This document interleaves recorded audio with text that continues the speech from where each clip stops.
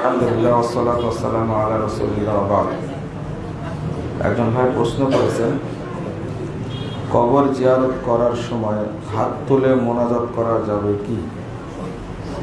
জি, কবর জিয়ারত করার সময় হাত তুলে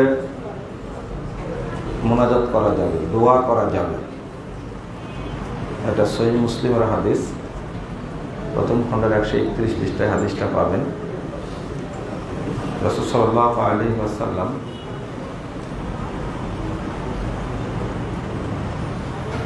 একদিন রাত্রিতে বাপি নামক গোরস্থানে গিয়ে তিনি দোয়া করেছিলেন তিনবার হাত তুলে।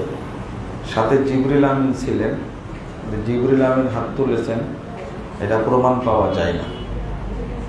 হাত তুলে দোয়া করা যাবে, তবে হাত মুখে মাসাহা করবেন না। আরেকটা হলো যে কেবলাকে সামনে নিয়ে দোয়া করবেন, কবরকে না। এটা একটা ইবাদত। কেবলাকে সামনে করে, কবরকে সামনে করে না। বুঝতে পারলাম কিনা জানি না। হয় কবরের ডানে বামে আপনারা দাঁড়ায় হাত তুলে দোয়া করবেন। আরেকটা বিষয় হলো, আপনি বাংলাতেও দোয়া করতে পারবেন। আরবি যেগুলো জানা আছে সেগুলো তো পড়বেনই। সেই সাথে আরেকটা বিষয়, যে কবর স্থানে লেখা আছে, বনানীতে যান, আজিমপুরে যান, ওই বুদ্ধিজীবী গোরস্থানে যান, সেখানে দেখবেন যে লেখা আছে কবর জিয়ারত করার নিয়ম। প্রথমে যে দোয়াটা লেখা আছে, দোয়াটা জয়ীফ।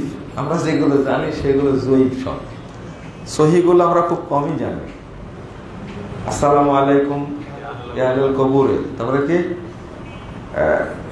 আনতুম সালাফুনা নাহনু বিল আসল, তার আগেরটা কি জানেন? এই দোয়াটা কিন্তু জয়ীফ দোয়া, এটা ভুলে গেছে, আগে পড়তাম ভুলে গেছি।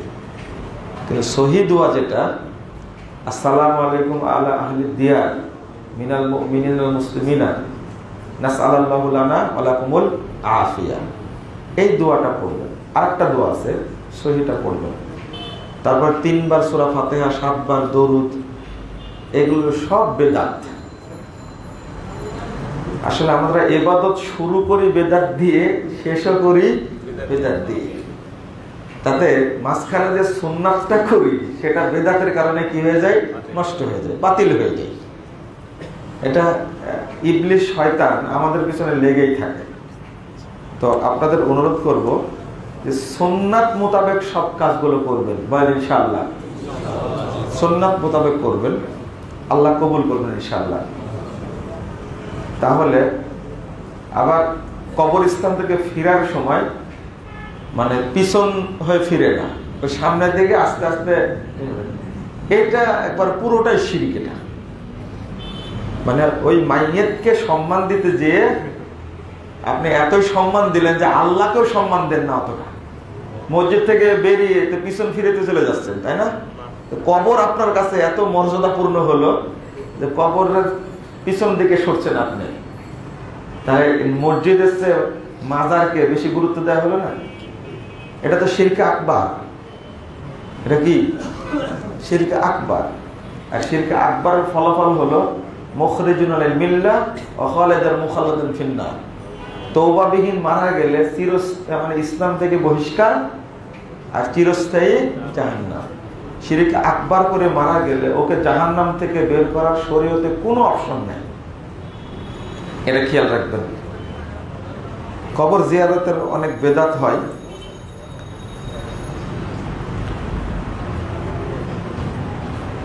ওয়াতাসিমু বিহাবলিল্লাহি জামিআ ওয়া লা তাফাররাকু, এই আয়াত দ্বারা আল্লাহ কি বোঝাতে চেয়েছেন? জি, আচ্ছা,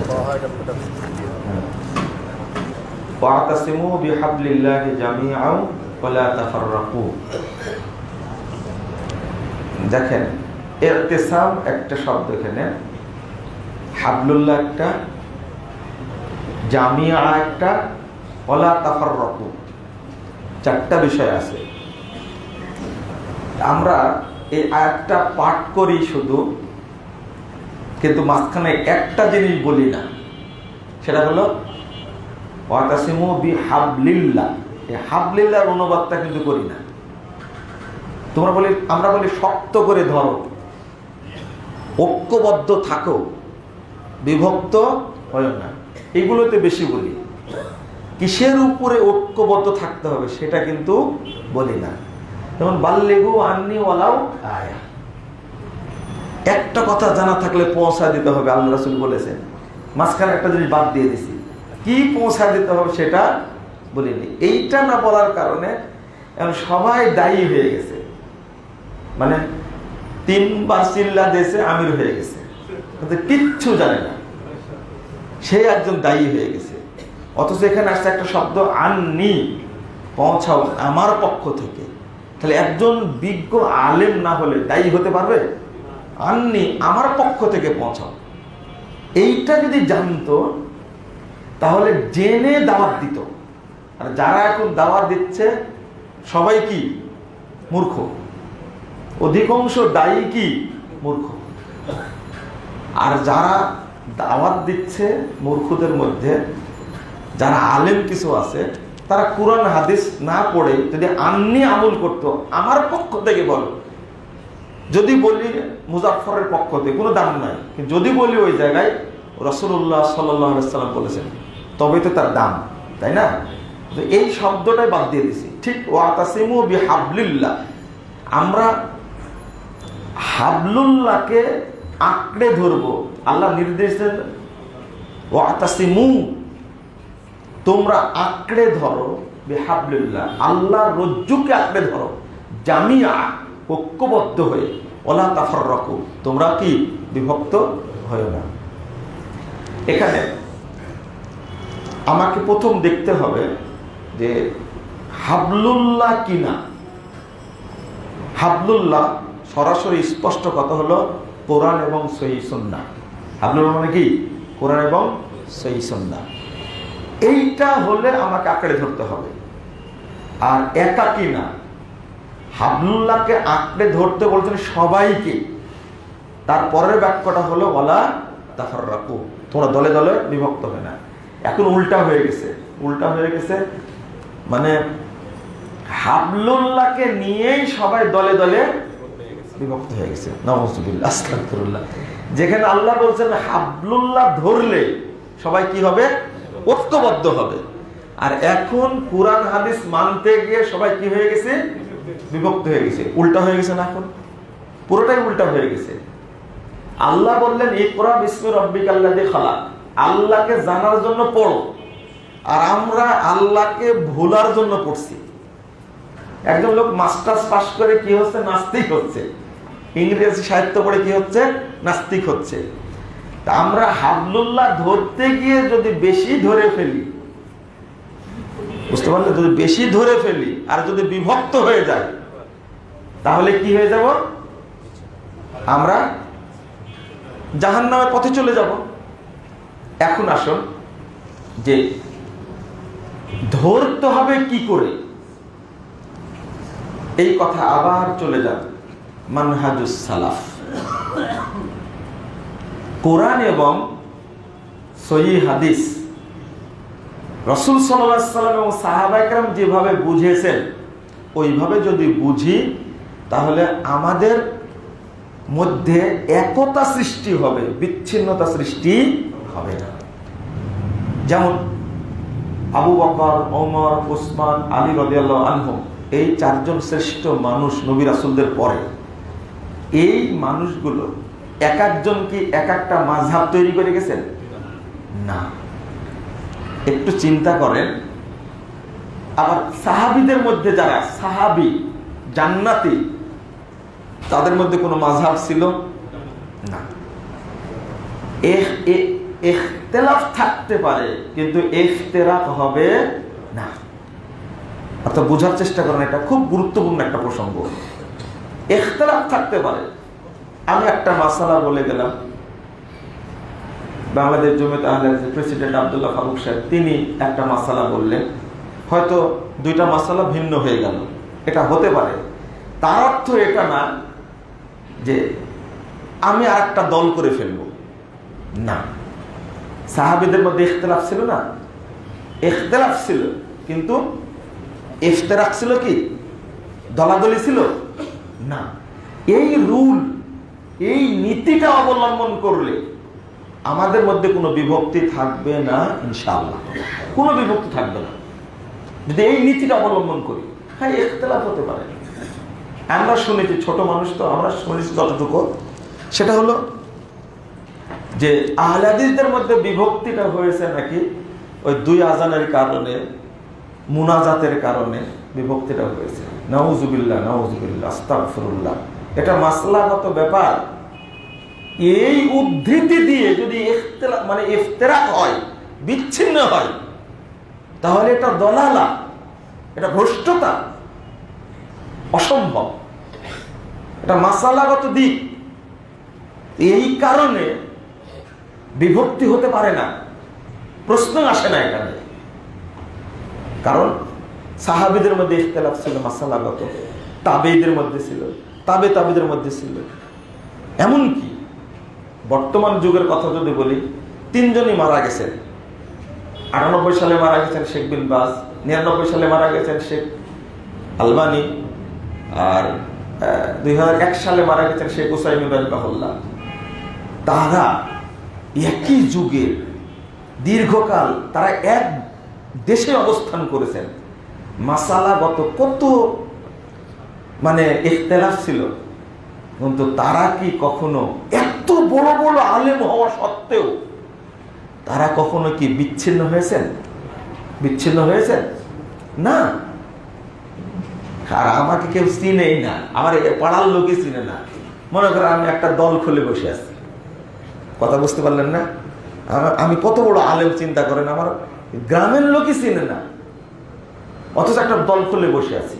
না, মাসালাগত দ্বিমত থাকা স্বাভাবিক, ইখতিলাফ থাকতে পারে, কিন্তু ইফতিরাক হওয়া যাবে না। 1। 2 নম্বরটা বোঝাচ্ছি।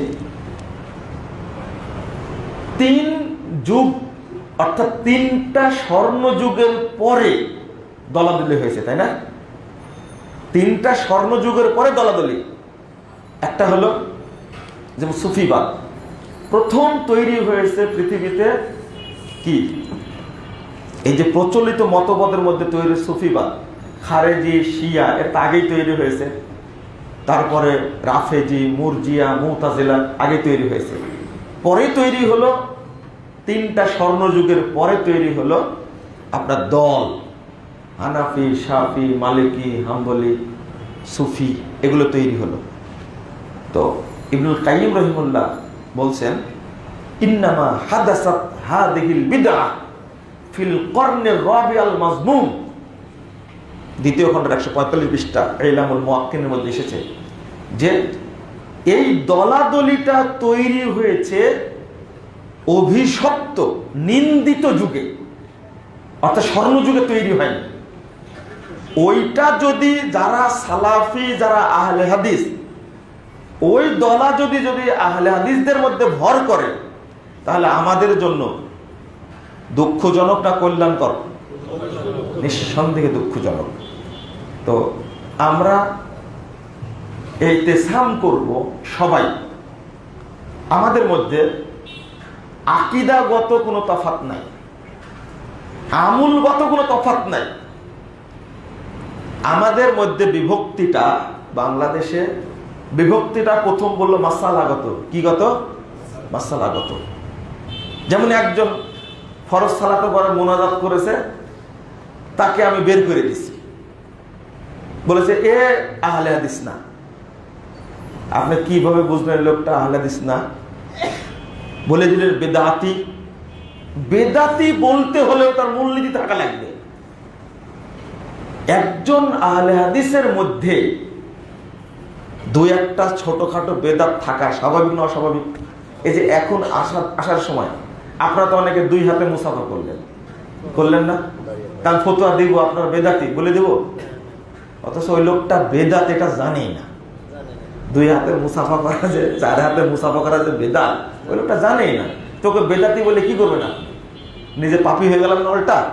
অথচ সে কিন্তু কোরআন এবং সহিহ হাদিস মানতে চাই না, তো কথাটা বলতে এইভাবে, ওই কাজটা তার বেদা, এই কাজটা তার ছেড়ে দেওয়া কি উচিত, কথাটা এইভাবে বলতে হবে। আরেকটা ইখতিলাফ হয়েছে পারিপার্শ্বিক কারণে, সেটা আপনার নেতৃত্বের কারণে হোক বা প্রভাব প্রতিপত্তির কারণে হোক বা হিংসার কারণে হোক, এই কারণে হয়েছে। তো প্রথমটা মেনে নেওয়া তো যোগ্যই না, আর পরেরটা মেনে নেওয়ার আরোই প্রশ্নই আসে না। ইখতিলাফ, মাসালাগত ইখতিলাফের কারণে ইফতিরাক হবে না, এটা হলো রুল, এটা হলো নিয়ম। সাহাবীদের মধ্যেও ছিল না, আমাদের মধ্যেও থাকবে না। আরেকটা 3 নম্বর হলো শরীয়তের বুঝের কারণে ইখতিলাফ হয়েছে। কিসের কারণে? শরীয়তের বুঝ বলতে আমি কি বুঝাচ্ছি, মনে করেন একটা কোরআনের আয়াত আমি আমার মতো করে বুঝলাম, বুঝে একটা ফতোয়া মেরে দিলাম, পরে মানুষ কি হয়ে গেল? বিভক্ত হয়ে গেল। একটা হাদিস আমি আমার মতো করে বুঝলাম, আমি আমার মতো করে কি বুঝে ফেললাম, আমি একটা ফতোয়া দিয়ে দিলাম। তো এক শ্রেণীর মানুষ সরাসরি বলে দিল যে হাদিসের বুঝটা ঠিক না, আর এক শ্রেণীর মানুষ বলল এটাই হাদিসের বুঝ। হাদিসের বুঝটা জানার জন্য কোথায় যেতে হবে? কোরআনের আয়াতটা বুঝার জন্য কার কাছে যেতে হবে? রাসূল সাল্লাল্লাহু আলাইহি ওয়াসাল্লাম এবং সাহাবায়ে কাছে। আল্লাহর রাসূল এই আয়াতটা দ্বারা কি বুঝেছেন, সাহাবায়ে কেরাম এই আয়াতটা দ্বারা কি বুঝেছেন, এইটা যদি আমরা বুঝতে পারি তাহলে আমাদের মধ্যে ইখতিলাফ থাকবে না। তা আমি নিজের মতো করে বুঝলাম কেন? যেমন একটা উদাহরণ দিই আপনাদেরকে, রাইসিয়াত আর ইমারত। রাইসিয়াত আর ইমারত এটা প্রবীণ মানুষ যারা তারা বুঝবেন। এটা যেমন সংগঠনের সবার আকীদা আমল একই, আলহামদুলিল্লাহ এখন যা দেখছি। তো পার্থক্য হয়ে গেছে এক জায়গায়, যে ইমারত হবে না রাইসিয়াত, সভাপতি হবে, দলের প্রধান। কি হবে বলেন তো দেখি? আপনারা এটা জানেন না, কিন্তু মূল ইখতিলাফটা এই জায়গা থেকে হয়ে আসছে।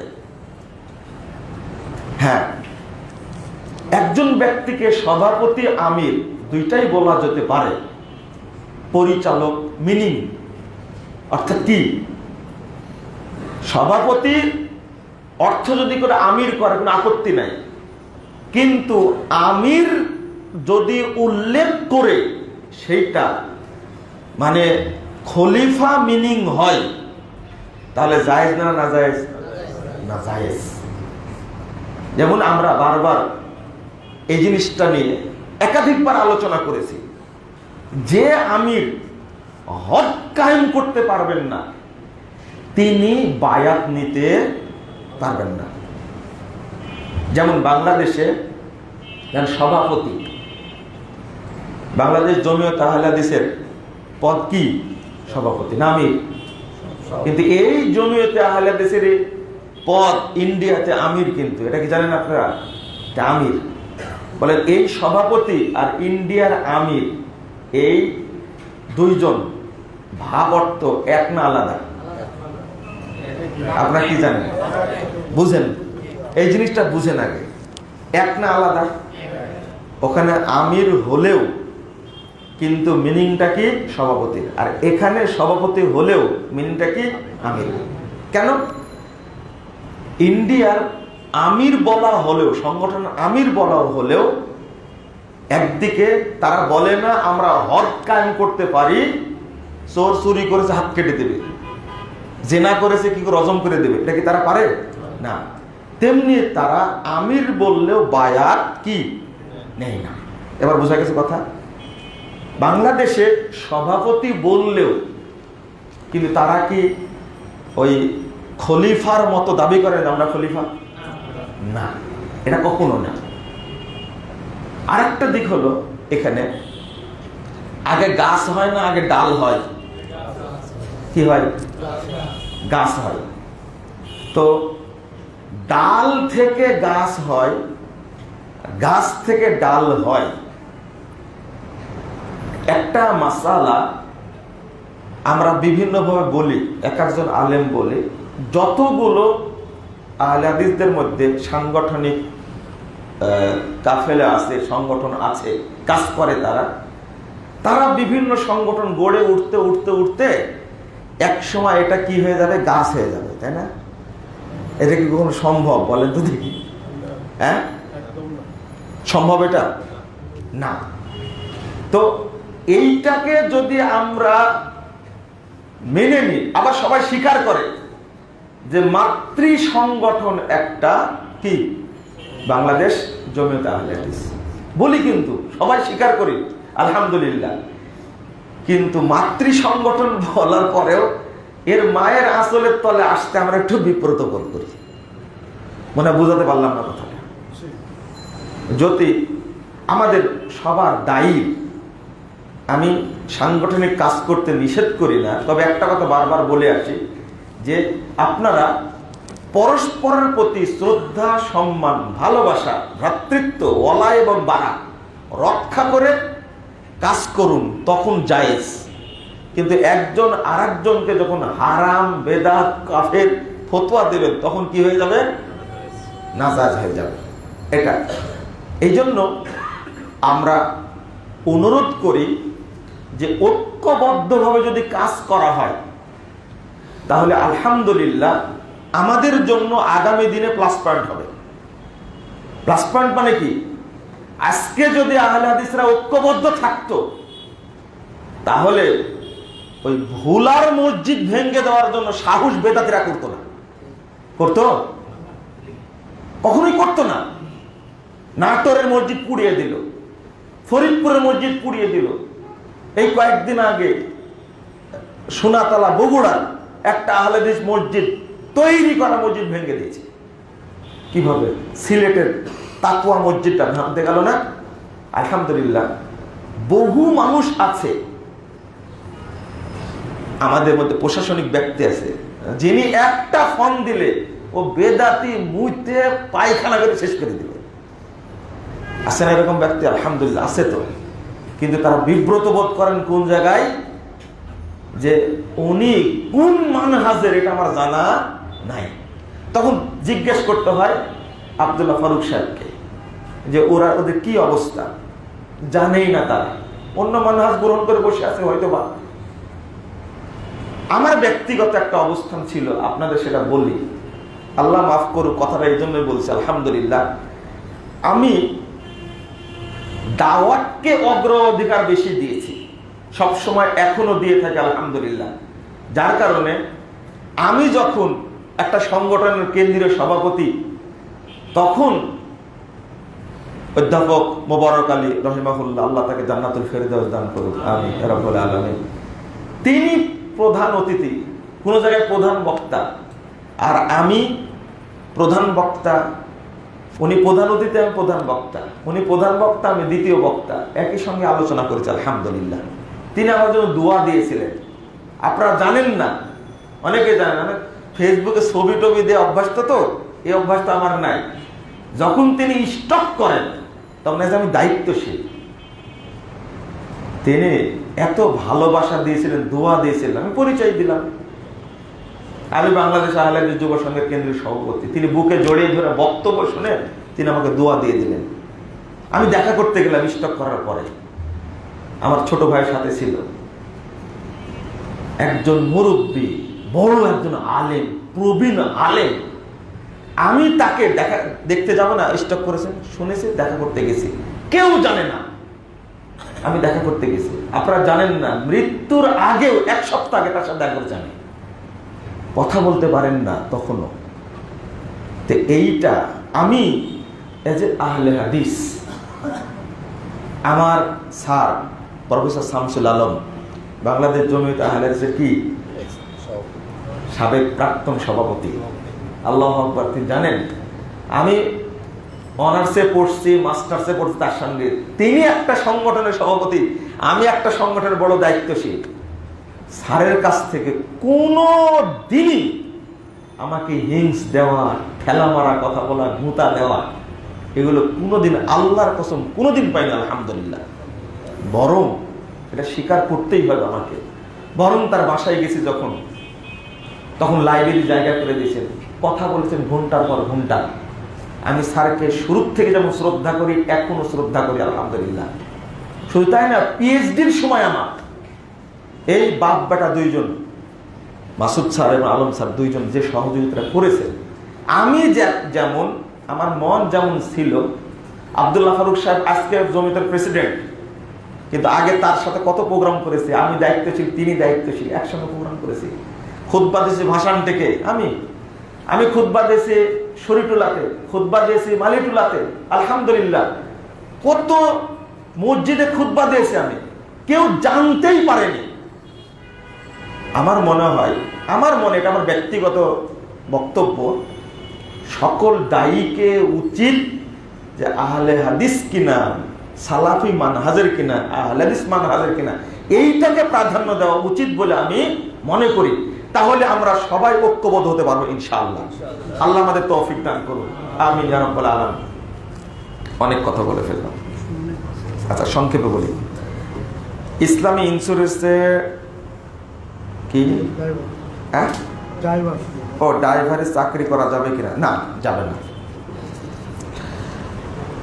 লাভস নামক বডি স্প্রে কোম্পানি তাদের বডি স্প্রে হালাল বলছে। যদি এটা হালাল, কেউ হারাম বলেছে নাকি? এটাকে হালাল লেখা দেখছেন, আপনি ইউজ করতে পারবেন যতদিন হারাম না পাওয়া যাবে।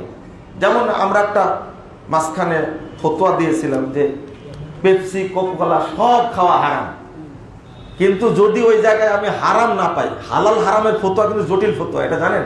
জায়েজ না জায়েজের ফতোয়া কিন্তু আলাদা। হালাল হারামের ফতোয়া দিতে হলে স্পষ্ট দলিল না থাকলে হারাম বলা যাবে না, আবার স্পষ্ট দলিল না থাকলে হালাল বলা যাবে না। যখন হারাম পাওয়া যাবে স্পষ্ট, তখন হারাম ফতোয়া দিবে। যেমন আমরা বিড়িকে কি বলি? হারাম না মাকরুহ? হারাম। হারাম স্পষ্ট এর মধ্যে আছে, কারণ হিরোইন দ্বারা তৈরি হয়, তাই না? হারাম, ওর মাথা পাগল করুক চাই না করুক, হারাম। এখানে ইবাদত হবে না। ফতোয়া জিজ্ঞেস করার আগে জেনে নেবেন। কোরআন তেলাওয়াত করতে হলে ওযু করতে হবে, তবে ওযু ছাড়া সূরা দোয়া পাঠ করা যাবে কিনা? যাবে। কোরআন তেলাওয়াত ওযু করে পড়া শুরু করবেন। যদি মাঝখানে ওযু নষ্ট হয়ে যায়, পড়তে থাকবেন, কোনো সমস্যা নাই। তবে উত্তম হলো ওযু করে পড়া। আর এমনি টাইমে সূরা দোয়া এগুলো ওযু ছাড়াই পড়া যাবে। একজন পুলিশ কর্মকর্তা প্রশ্ন করেছেন, 2020 সালে ধন্যবাদ জানাইছেন আপনাকে। আমি সাবেক পুলিশ পুলিশ পরিদর্শক। আচ্ছা, বারাকাল্লাহ ফিকুম, জাযাকুমুল্লাহ খাইরান। এর পরে আছে পরে আলোচনায় 2 পৃষ্ঠা লিখছে। অনুরোধে এই বক্তব্যে রাগান্বিত না হওয়ার জন্য, তাই না? আমি যেন রেগে বক্তব্য না দিই। আচ্ছা, ঠিক আছে, জি আলহামদুলিল্লাহ, ভালো পরামর্শ দিয়েছেন। আমাকে পরামর্শ দিলে পরামর্শ গ্রহণ করি। আসলে আগে, আজ থেকে 15 বছর আগে যে বক্তব্যগুলো দিতাম, দেখবেন 2003 সাল 4 সালের বক্তব্য দেখবেন, উঠলেই মঞ্চ গরম হয়ে যায় অটো। হ্যাঁ, এটা হলো দোষ আমার না, কিন্তু তারুণ্যের দোষ, রক্তের দোষ। এখন তো অনেক ঠান্ডা বক্তব্য দিই আলহামদুলিল্লাহ, অনেক ঠান্ডা। আসলে আপনার বয়স আমার বয়স কতটুকু তা জানি না।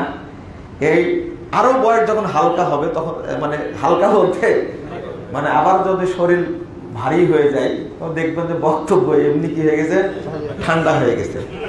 এটা দোষ। তবে আমি একান্তভাবে আপনাদের বলি, চেষ্টা করি।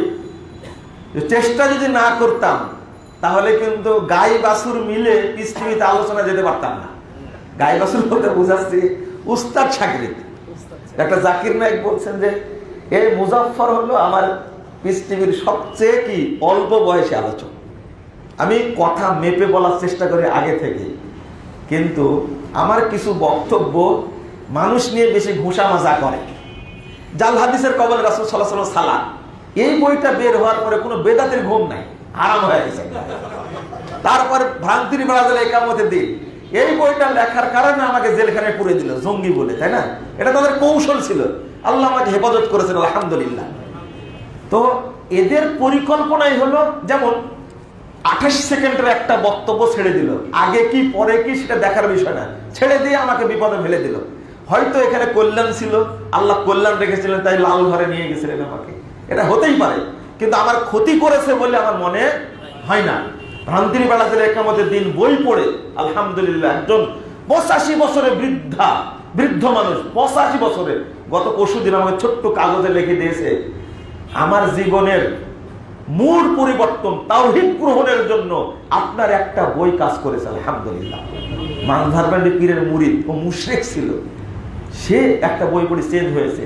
এটাই হলো তাদের সবচেয়ে বড় বক্তব্য। যেন তেন এই বই পড়ার কারণে এই বেদাতের অবস্থা একবারে খারাপ হয়ে গেছে, যার কারণে আমাকে গালিগালাজ করে।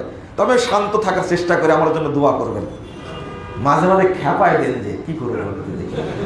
শোনেন কেন বলে, আলবানী রহিমাহুল্লাহর বই যে যত পড়বে, ইবনু তাইমিয়ার বই যে যত পড়বে, শেখ বিন বাজের বই যে যত পড়বে, আলবানীকে গালি দিলে ওর শরীর তত গরম হবে, ইবনু তাইমিয়াকে গালি দিলে ওর শরীর তত গরম হবে। আলবানীকে ও বেটা চিনেই না বলে গালি দিয়েছে।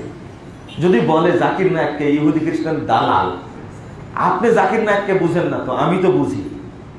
এটাই আপনাদের মাঝে আমাদের মধ্যে কি ফারাক। একজন বক্তব্য বলেছিল, কি দরকার ছিল ফারুকের বিরুদ্ধে বলা, দাজ্জাল বলার কি দরকার ছিল।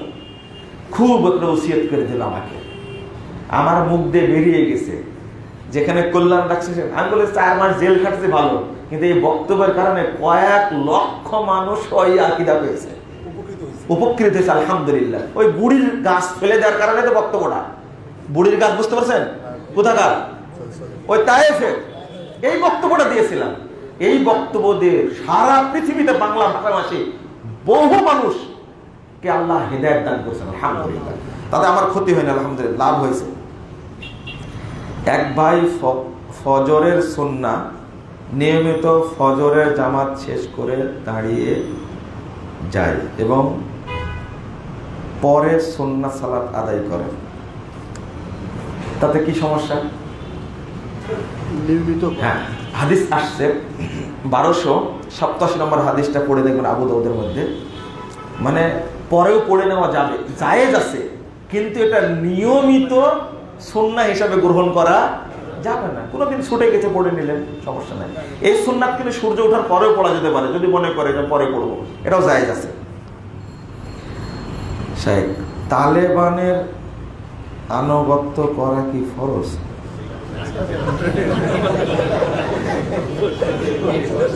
কি সঠিক পড়লাম নাকি দেখেন তো? তালেবানদের আনুগত্য করা, সব তালেবানের, তাই না? এটাই তো জায়গা খাইছেন আপনারা। শুনেন, আমাকে আপনারা যে গালিগালাজ করেছেন, এখানে অনেক মানুষ আছেন হয়তো আমাকে গালি দিয়েছেন। যখন খুব সারা পৃথিবী গরম তালেবান নিয়ে, তখন আমি গরমের উপরে মারেছিলাম আর এক গরম। ভাষণ থেকে একটা বক্তব্য দিয়েছিলাম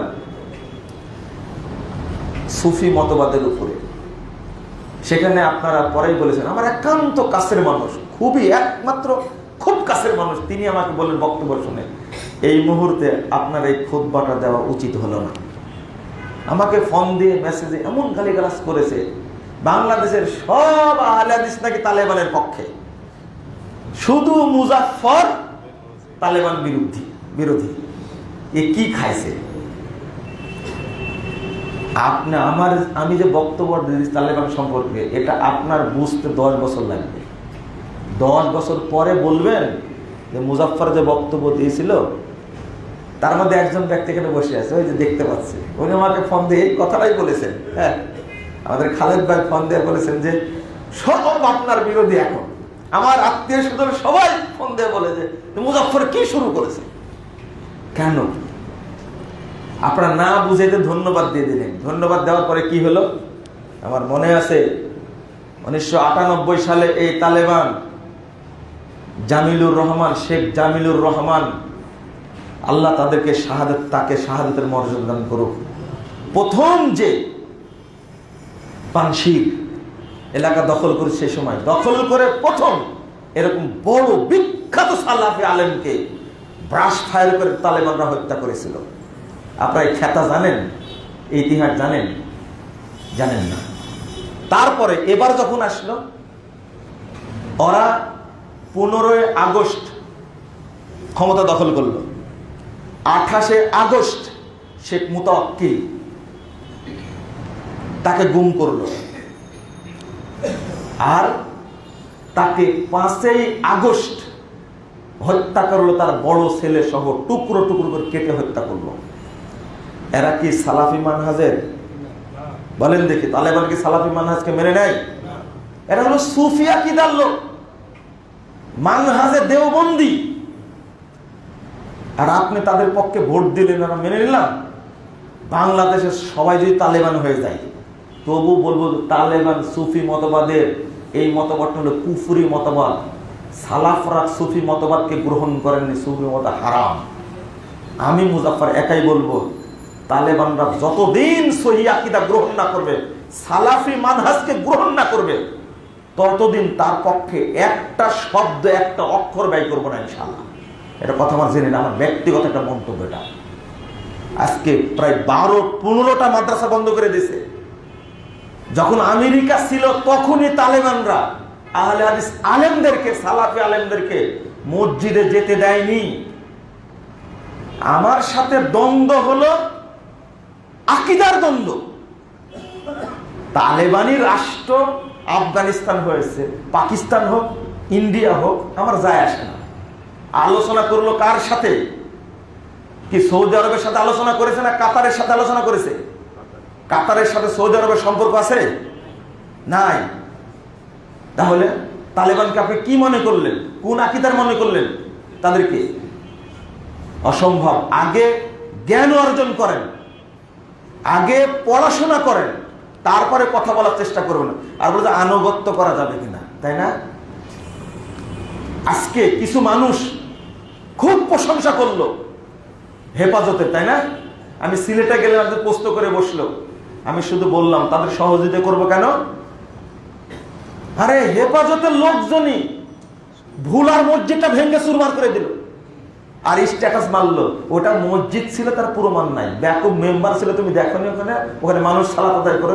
মসজিদ না হোক, মাদ্রাসা হোক, মাদ্রাসা না হোক, আমার টয়লেট হোক, তুমি টয়লেট ভাঙবে কেন? আমার তুমি যখন বাংলাদেশের নাগরিক, আমিও তেমনি বাংলাদেশের নাগরিক, তুমি আহলে হাদিস টয়লেট ভাঙবে কেন? তাই কম একটা মসজিদ টয়লেট তৈরি করেছে, আহলে হাদিস মসজিদের টয়লেট আছে, টয়লেট তুমি ভাঙবে কেন?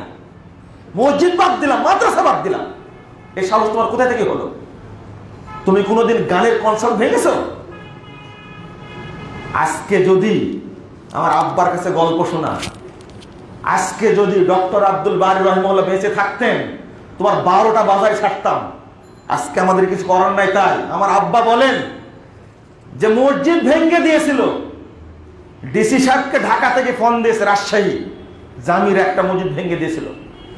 আব্বার কাছে গল্প শুনে ফোন দিয়েছে, ডিসি সাহেব 30টা গাড়ি নিয়ে এসে সেই সময় নিয়ে এসে বলেছিল মসজিদ এখনই কমার করে দিতে আমাকে। ডিসি এসপি এসে মসজিদ তাদের দ্বারা তৈরি করে দিয়ে তারপরে ডিসি এসপি চাকরি পাইছিল সেই যুগে। আর আজকে তোমরা আহলে হাদিস মসজিদ ভেঙে দাও।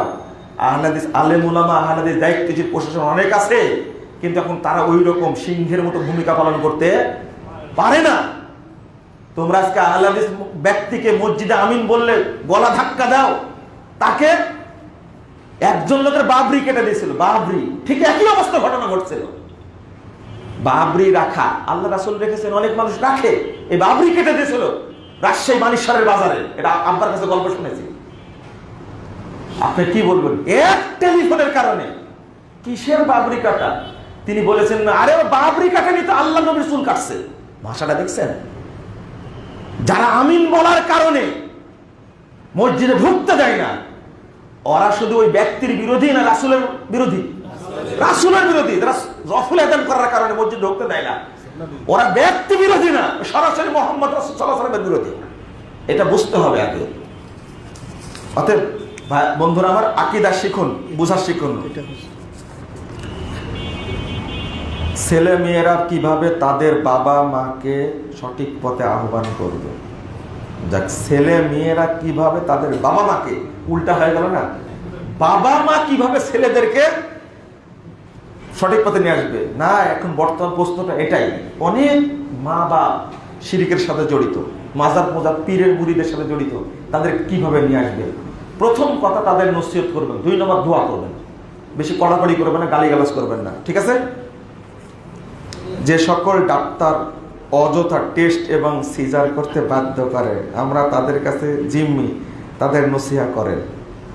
আল্লাহ ওদেরকে আল্লাহ ভীতি অর্জন করার তৌফিক দান করুন। আল্লাহকে ভয় করে করা। প্রত্যেক ডাক্তারই একই অবস্থা, বুঝে কাজগুলো করছে। এটা আমি বলি, কিছু ডাক্তার ভালো আছে, কিন্তু অধিকাংশ ডাক্তার ডাকাত। এখন ডাক্তার নাকি ডাকাত। এই ডাকাতগুলো ভালো হয়ে গেলে দেশটাও ভালো হবে ইনশাল্লাহ। অধিকাংশ ইঞ্জিনিয়ার জানোয়ার, বুঝতে পারলেন? এরা যদি ভালো হয়ে যায় দেশটাও ভালো হবে ইনশাল্লাহ। অধিকাংশ বলেছি, মনে আছে আপনার কথা? অধিকাংশ, কিছু কিছু। সেদিন এক ইঞ্জিনিয়ার বলছে যে আপনার কথাটাই কষ্ট পেয়েছে, এই জন্য বলতে আসলাম। আমি কিন্তু বড় পদে চাকরি করি, ইঞ্জিনিয়ার, আজ পর্যন্ত 1 টাকা হারাম খাইনি। মসজিদের মধ্যে বলছি, বলেন আলহামদুলিল্লাহ। ইঞ্জিনিয়ার, মসজিদের কাজ করে দিয়েছি, 1 টাকা নেয়নি। এটা কি ভালো না খারাপ? দরিদ্র ব্যক্তিকে সহযোগিতা করে, অসহায় ব্যক্তিকে সহযোগিতা করে, এরকম ইঞ্জিনিয়ার আছে অনেক। এইরকম ইঞ্জিনিয়ার যদি হয়, তার দেশের জন্য কল্যাণ হবে। আল্লাহ তাদেরকে ভালো হওয়ার তৌফিক দান করুন। আরবি এবং বাংলা হাদিসের অর্থের মধ্যে কি পার্থক্য আছে? অনেকেই বলে বাংলা হাদিস পড়ে মুফতি হয়ে গেছে, নানা আপত্তি করে। আসলে বাংলা হাদিসের মধ্যে, যেমন ইসলামিক ফাউন্ডেশনের বুখারি পড়বেন না কেউ আপনারা।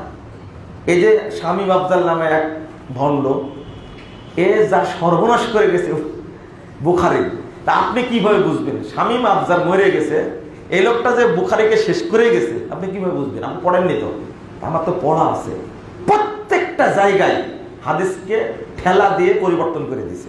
এটা আমি জানি বলে তো বললাম ভণ্ড। আপনারা কষ্ট পাচ্ছেন, কি সর্বনাশটা করেছে আপনি পড়েই দেখবেন। ইসলামিক ফাউন্ডেশনের বুখারি আগে পড়তে বলতাম, এখন পড়তে বলি না। ও ব্যাকেটে ব্যাকেটে লিখে দিয়ে শেষ করে ফেলে দিছে। এটা আমাদের মাযহাবে নাই। মাযহাব আগে না ইসলাম আগে? বলেন তো দেখি। নবী আগে না আবু হানিফা আগে? আবু হানিফার নাম নিয়ে ব্যবসা করছো, তা আবু হানিফার কিছুই মানো না তোমরা। এরা নাম ভাঙে ব্যবসা করে। আল্লাহ এদেরকে হেদায়েত দান করুন। তো এইগুলো বিকৃত আছে। আপনি যেগুলো ভালো অনুবাদ সেগুলো পড়বেন। আসলে অনুবাদ পড়ে যেটা বোঝা যায়, আরবি মূল আরবি পড়ে বোঝা যায় আপনার 80%-এর মধ্যে, 100%-এর মধ্যে 20% আপনি বুঝবেন বাংলা পড়লে। আর আরবি যদি বুঝে পড়েন তাহলে বুঝবেন আরো 80% বেশি। এজন্য আমাদের বুঝ কম, তো পড়বেন। যারা বলে আপত্তি করে, এটা ঠিক না। বিনা দোষে বাবা মা যদি স্ত্রীকে তালাক দিতে বলে, দিবেন না তালাক, দিবেন না তালাক। বিনা দোষে যদি বলে তালাক দিবেন না। আগে বুঝবেন, বুঝানোর চেষ্টা করবেন। অনেকেই শ্বশুর শাশুড়ি বইয়ের চরম বিরোধী, বৌমায়ের কি চরম বিরোধী, তোর বউকে তালাক দে, এমনিতে খামাখা, দিবেন না। এইটা আপনি যদি বুঝেন আমার বইয়ের কোনো দোষ নাই, কিন্তু তার গোড়ামি করে এটা বলছে, তখন আপনি কি করবেন? বউকে রেখে দিবেন। তার কথা শুনুন, এটা নাফরমানি। লা তাআতা বিমাখলুকিন বিমাসিয়াতিল খালিক। স্রষ্টার অবাধ্যতা করে সৃষ্টির আনুগত্য চলবে না। অনেকে বলে সালাতের আদেশে, অর্থাৎ পড়ার পদ্ধতি ব্যাপারে রাসূল সাল্লাল্লাহু আলাইহি ওয়াসাল্লাম পুরুষদেরকে উদ্দেশ্য করে বলেছেন, তাই নারীর সালাত আলাদা। এ শুধু গাঁজাই খায়নি, হ্যাঁ, গাঁজার সাথে মিশাইছে হিরোইন, হিরোইনের সাথে মিশাইছে ইয়াবা, এইটা ভরেছে আবার ফেন্সিডিলের বোতলে, সব মিলে খাইছে, যার কারণে এই অবস্থা। যদি এই চিন্তা ভাবনা করে তাহলে শরীয়তে মহিলাদের কোনো হুকুমই নাই, কি নাই? কোন জায়গাতে বলেছে? সব জায়গাতে ইয়া আইয়ুহাল্লাযীনা আমানু, সবচেয়ে পুরুষকে আহ্বান করেছে। অর্থাৎ এই দ্বারা পুরুষ নারী উভয় কি উদ্দেশ্য। এইভাবে বিশৃঙ্খলা কত করবে? আল্লাহ তোমাকে হেদায়েত দান করবে। বাবা যদি পেটের বাচ্চা নষ্ট করার জন্য বলে, তাহলে ছেলের করণীয় কি? মানে বাবার বউয়ের বাচ্চা, বৌমায়ের বাচ্চা নষ্ট করে? কেমন বাবা রে বাবা!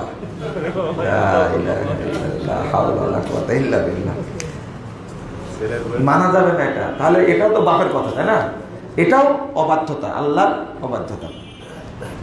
হাদিসে আজানের জবাব কিভাবে দিতে হবে বলা আছে, কিন্তু আসসালাতু খায়রুন মিনান নাওমের জবাব কি হবে হাদিসের জানতে চাইব।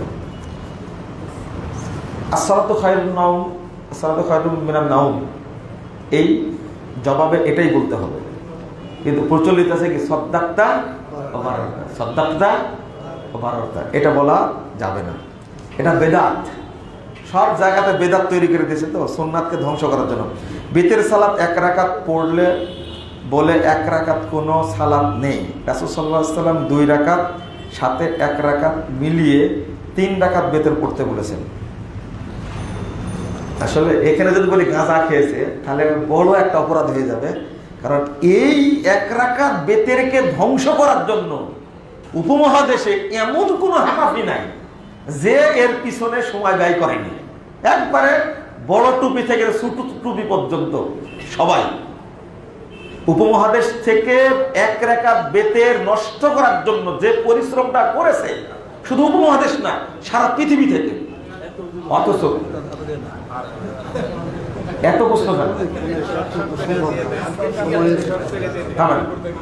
অতএব ওরা ষড়যন্ত্র করেছে 1 রাকাত বেতেরকে ধ্বংস করার জন্য। আপনি চেষ্টা চালান যাবেন 1 রাকাত বেতেরকে প্রতিষ্ঠা করার জন্য। বলেন ইনশাআল্লাহ সবাই 1 রাকাত পড়বেন বেতের। রমাদান মাসে গিয়ে 3 রাকাত পড়ে ইমাম 3 রাকাত পড়বেন, বাকি টাইম কয় রাকাত পড়বেন? আপনি তো পড়বেন, আপনার বউ বাচ্চা সবাইকে বলবেন, বন্ধু বান্ধব সবাইকে বলবেন 1 রাকাত বেতের পড়। বেতের 1 রাকাত মেরে ফেলে দিয়েছে, আমরা প্রতিষ্ঠা করবেন ইনশাআল্লাহ। আমরা আহলে হাদিস, বেদাতীদের জন্ম হয়েছে সুন্নাতকে ধ্বংস করার জন্য, আর আহলে হাদিসকে আল্লাহ সৃষ্টি করেছেন সুন্নাতকে প্রতিষ্ঠা করার জন্য। বলেন আলহামদুলিল্লাহ। আল্লাহ রাসূল বলেছেন ইন্না মিন ওয়ারাইকুম জামানা সাবরি, 10,394 নম্বর হাদিস। হাদিসটা গুরুত্বপূর্ণ। আমার পরে খুব তাড়াতাড়ি ধৈর্য যুগ আসবে, কেউ টিকে থাকতে পারবে না। মূল মোতামাস থেকে ফিরে যে সুন্নাতকে আঁকড়ে ধরে থাকবে, ফালাহু আজরু 50 শাহীদা, তার জন্য 50 জন শহীদের মর্যাদা রয়েছে। বলেন আলহামদুলিল্লাহ। সুন্নাতকে প্রতিষ্ঠা করবেন তো ইনশাআল্লাহ? আচ্ছা, মাসবুক ব্যক্তি কিভাবে সালাত আদায় করবে? প্রশ্ন সব একজন করেছে, এইটা খুব দুঃখজনক মনে হচ্ছে আর কি। মাসবুক ব্যক্তি কিভাবে সালাত আদায় করবে এটা একটু বোঝা বলার দরকার ছিল। মাসবুক ব্যক্তি যেখান থেকে সালাত শুরু করেছে ওটা তার প্রথম, ওটা তার কি প্রথম, বাকিটা তার মতো তিনি পড়ে নেবেন। চাশতের সালাত রাসূল সাল্লাল্লাহু আলাইহি ওয়াসাল্লাম কয় রাকাত পড়তেন? আল্লাহ রাসূল 2 পড়েছেন, 4 পড়েছেন, আপনি পড়তে পারবেন, সমস্যা নেই। আচ্ছা, হ্যাঁ এটা নেই। বাবা মায়ের মনের মতো না হলে বউকে নানান ধরনের কথা শোনায়, এটাও ঠিক না। যারা সাধারণ কি লেখছে মানুষ, তারা কিভাবে এলেম নিবে? হ্যাঁ, ভালো একটা প্রশ্ন। এলেম শিক্ষা সবার উপরে কি ফরজ? কোনটুকু ফরজ? আলেম হওয়া ফরজ না। কোনটুকু ফরজ? তাওহীদ সম্পর্কে জানা, আল্লাহ সম্পর্কে জানা, ফরজিয়াত সম্পর্কে জানাটা কি ফরজ। মা মানসিকভাবে অসুস্থ, জর্দা প্রভাবে আরো অসুস্থ, নাউযুবিল্লাহ নাউযুবিল্লাহ, জর্দা ছাড়ানোর চেষ্টা করবেন, নসিহত করুন বেশি বেশি। কিছু আমল কয়েকভাবে করা যায়, যেমন বিতির সালাত 1, 3, 5, 9। একাধিক আমল না জানার কারণে অন্যরা তাকে কি জানি বলছে, আপনি যে কোনো একটা পড়তে পারবেন, কোনো সমস্যা নাই। 1 রাকাত পড়তে পারেন, 3 রাকাত পড়তে পারেন। 3 রাকাত পড়ার আরেকটা নিয়ম যদি বলে দিই তাহলে তো গা জ্বলবে আপনার। 2 রাকাত পড়ে সালাম ফিরে দিয়ে আরেক রাকাত পড়া, এটা সৌদি আরবে চালু আছে। 3 রাকাত বেতের পড়ার উত্তম নিয়ম এটা। একটানা 3 রাকাত পড়া যাবে। হসপিটালে আমার বোনের বাচ্চা আছে, রাজি বলছিলাম, মন্ডলা কুষ্টিয়া। জি জি জি, বোনের বাচ্চা আছে। আচ্ছা আচ্ছা, আল্লাহ রহম করে, আল্লাহ। আচ্ছা আচ্ছা, দিন প্রচারের হাদিস পোস্ট করলে অনেকে গালিগালাজ করে, তাদের সম্পর্কে কিছু বলেন, আল্লাহ ওদেরকে হেদায়েত দিক। একদিনে কিভাবে কি পাত্র পাত্রী যাচাই করবে, কিভাবে ভালো মন্দ বাছাই করবে? ও দেখছেন এখন কত সচেতন হয়েছে, একদিনে পাত্র পাত্রী কি করে যাচাই করবে। অতএব 5 বছর প্রেম চলবে, গায়ে হলুদের পরে 5 বছর চলবে, তারপরে 5 বছর পরে কি হলে বিয়ে হবে। তোমার বিয়ে করার দরকার নাই। তওবা তওবা, চিন্তা করেন, বাপ মাকে ভালো দেখলে তো চিনা যাবে। তুমি তো এইভাবে যাচাই করতে গিয়েই তো যেগুলো পেয়েছো এগুলো বহুবার অন্যরা আগে পেয়েছে অনেকবার। নাউজুবিল্লাহ, আস্তাগফিরুল্লাহ, আস্তাগফিরুল্লাহ। নিয়াত ভালো রাখো, ভালো বউ পাবা ইনশাআল্লাহ। আর তয়্যিবুনা লিত-তয়্যিবিন, তারপরে কি আল খাবিসুনা লিল খাবিসিন আল খাবিসুনা লিল খাবিসাত, এটা আল্লাহ বলে দিয়েছেন। এটা এবার ফতোয়া দিয়েছে এর উপরে, পড়ে নেবেন ভালো করে। অতএব তুমি যদি পবিত্র থাকো, আল্লাহ তোমাকে পবিত্র স্ত্রী কি মিলাই দেবে ইনশাআল্লাহ। বিশ্ববিদ্যালয়ে পড়ার সময় একটা দোয়া পড়তাম, আজকে আর বললাম না। একদিন, আচ্ছা, এই গার্লফ্রেন্ড বয়ফ্রেন্ড যে সংস্কৃতি, এই সংস্কৃতির কারণে এখন অধিকাংশ সন্তান জন্ম নিয়েছে বিয়ে হওয়ার আগে। কি বিয়ে হওয়ার আগে এদের কি অবস্থা হবে? আগামী প্রজন্ম ভালো হবে মনে করছেন? এরা যে খারাপ হবে, দেশকে জাতিকে একবার 12টা বাজায় দেবে এরা। খবরদার, গার্লফ্রেন্ড বয়ফ্রেন্ড এই মিথ্যা অপসংস্কৃতি জন্ম দেবেন না। আজকে 31st নাইট নাকি, হ্যাঁ, এই ফষ্টি নষ্টি নাইটকে কেউ স্মরণ করবেন না, খবরদার। নাউজুবিল্লাহ, আস্তা করে। বিরিয়ানি খাবেন নাকি? বিরিয়ানি খাওয়া সে কুত্তার পায়খানা খাওয়া অনেক ভালো। তওবা তওবা তওবা, এই দিনে বিরিয়ানি খাবেন? যদি কেউ বিরিয়ানি খাওয়ায়, আপনি কুত্তাকে খাওয়া দেবেন, কিন্তু এই উপলক্ষে খাওয়া যাবে না। কেউ সুদ থেকে ফেরত আসতে চাচ্ছে, কিন্তু সে আগেই সুদের ঋণ নিয়ে ফেলেছে। তওবা করো, তওবা করো আগে। মৃত বাবা মায়ের জন্য এমন কোন আমল কি রয়েছে যা দ্বারা তারা রহমত পাবে? হ্যাঁ, দোয়া, সাদাকা, সব ছেলে সন্তানের সবই পিতামাতার কাছে যাবে। সালাত ছুটে যায়, যার জন্য অনেক অনুশোচনা হয়, তবুও 1-2 ওয়াক্ত সালাত ছুটে যায়। অনুশোচনা করতে থাকেন, সালাত পড়তে থাকেন, একসময় আল্লাহ ঠিক করে দেবে। আত্মীয় যদি দূরে থাকতে চায়, মিশতে পছন্দ না করে, বিরক্ত হয়, করণীয় কি? আপনার জন্য কোনো পাপ হবে না। আমাদের সমাজে বিয়ে, মৃত্যু, জামাই আদর ইত্যাদি অনেক কুসংস্কার রয়েছে, কিন্তু মারাত্মক কুসংস্কার নিয়ে কি সতর্ক করুন। সবই কুসংস্কার, মারাত্মক মানে সবই মারাত্মক।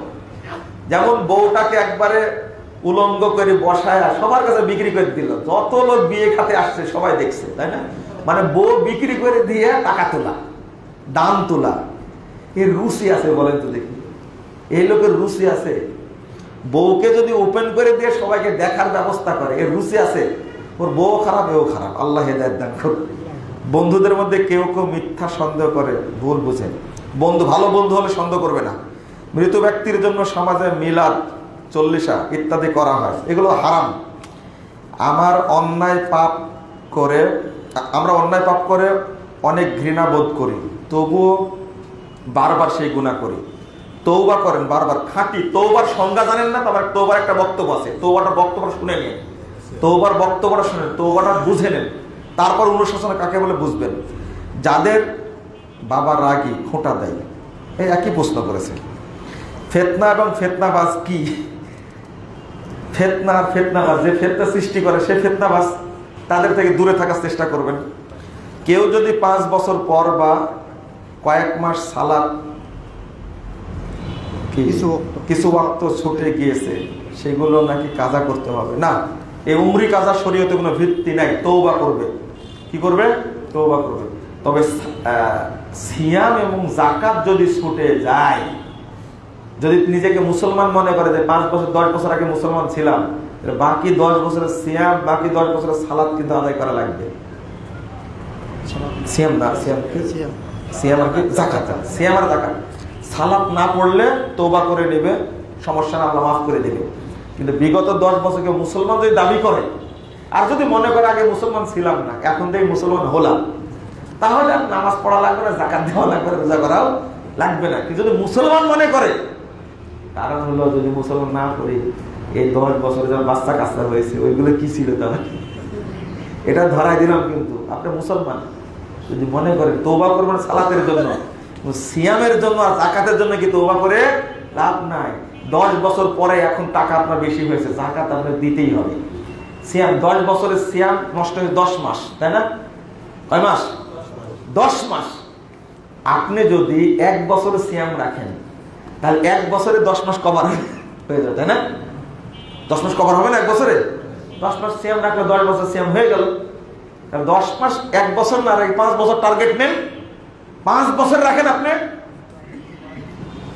বুঝেননি মনে কথাটা? বুঝেন, সিয়াম পালন করা লাগবে। সিয়ামের পরিবর্তে যদি ফিরিয়ে দিই, ফিদিয়াদের শর্ত কি? ঠক করে ভালো একটা প্রশ্ন করেছেন। ফিদিয়াদের শর্ত কি? ও তাগড়া জোয়ান, যত লোক পেয়েছে মেরে খেয়েছে, ও শারীরিক সমস্যা ছিল না। ও ফিদিয়া দিবে কেমনে? ফিদিয়া ওই ব্যক্তি দিবে যে ব্যক্তি ওই সিয়ামটা আর করতে পারবে না। পেটে বাচ্চা আসছে আর ফিদিয়া দিয়ে মাফ হয়ে গেলে কে ফতোয়া দিয়েছে আপনাকে? যদি ভালো হতে পারে বাচ্চা ডেলিভারি হওয়ার পরে 6 মাস পরে 1 বছর পরে ওই সিয়াম রাখবে সে। ফিদিয়া ওর জন্য যে চিররোগী, সে কি চিররোগী, তার জন্য ফিদিয়া। না না না, ভুল হচ্ছে। হজ বাকি থাকলে কি হয়? হজ বাকি থাকলে, হ্যাঁ, হজ যদি বাকি থাকে, হজ বাকি থাকলে কি সমস্যা? না ওটা বলতেছি, যদি কেউ হজ বাকি থেকে মারা যায় অথবা হজ করলো না, সামর্থ্য হ্যাঁ, হ্যাঁ, হ্যাঁ, হ্যাঁ। তার কি করা? তার কি মাসলা? ও যে হজ করেনি অটো তার নামে হজ করা যাবে, হাদিস আসছে। যে হজ করেনি তার নামে তার ছেলে সন্তান কি করতে পারে? হজ করতে। বলে গেলেও পারবে, না বললেও পারবে, কোনো সমস্যা নাই, হজ করতে পারবে। অনেক আত্মীয় হিংসা বশত আমাদের পরিবারের, এটা ব্যক্তিগত প্রশ্ন করেছে, বড় বড় আলেমদের কি উচিত নয় ভিন্ন মতের আলেমদের সাথে এক হয়ে সকল বিতর্ক সমাধান করা? এটা তো আগে বলে দিছি, তাই না? আল্লাহ আমাদেরকে ঐক্যবদ্ধ হয়ে কাজ করার তৌফিক দান করুন। যেমন আমি সেলুনের কাজ করি, এখন অনেকজনে বলে যে দাড়ি কাটাটা তো টোটালি হারাম, এটা তো তোমার খাবার জন্য এটা হারাম খাদ্য খাইতেছো। এখন এমন একটা পর্যায়ে আমার কাজ কাম তো আর অন্য কোনো কাজে যাওয়া সম্ভব না, বউ বাচ্চা আছে, কাজ শেখার বয়স নেই বা ওইরকম অ্যাবিলিটি নেই, তাহলে আমার কি উপায়? আপনি নাপিতের কাজ বাদ দিবেন। তাই